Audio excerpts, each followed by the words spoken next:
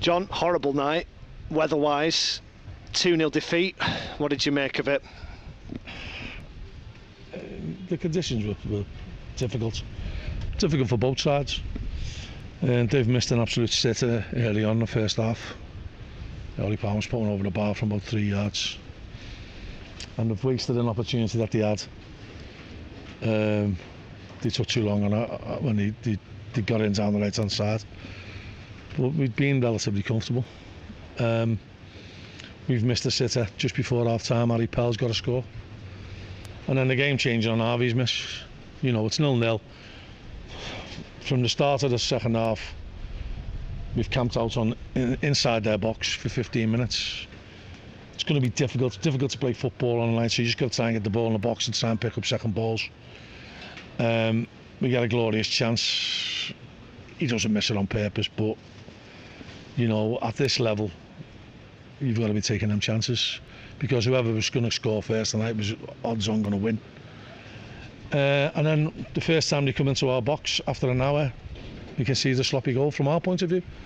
It's not a good cross in, and we've dealt with them all night routinely. This time we don't.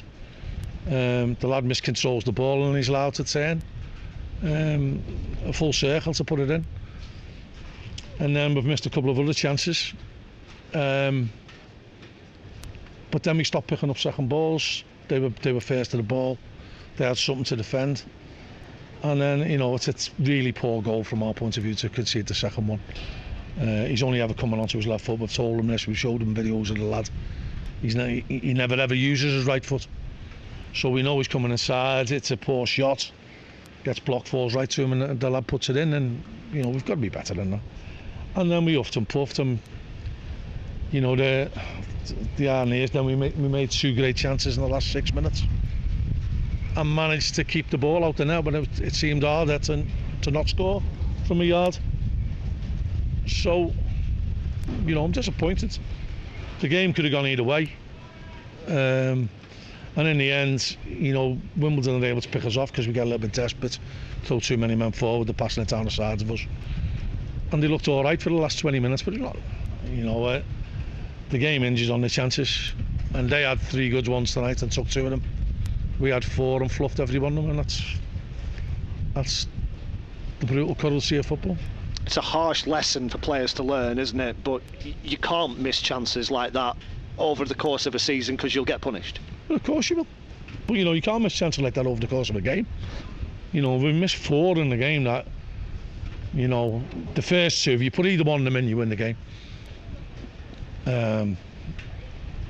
You know, I think you'll struggle to see a better free kick put in than what Sean put onto Harry Pell's head for the first half, for the first chance. It's got to score. You can't miss the target from there. And then Harvey can't miss the target from there. But, well, I'm saying he can't, they have. So obviously he can. But professional footballers shouldn't. And that's why we've lost the game tonight. Is it a couple of steps forward with a couple of wins and then 1 step back tonight? Well, the disappointing thing for me was after 55 minutes, I'm thinking, well, the worst we're going to get is a 0-0. And sometimes you take a 0-0 on a bad night. You know, there's no reason why we should ever concede. You know, Toby's made 1 routine P-roller save that he's dived down to his right. And that was it. You know, so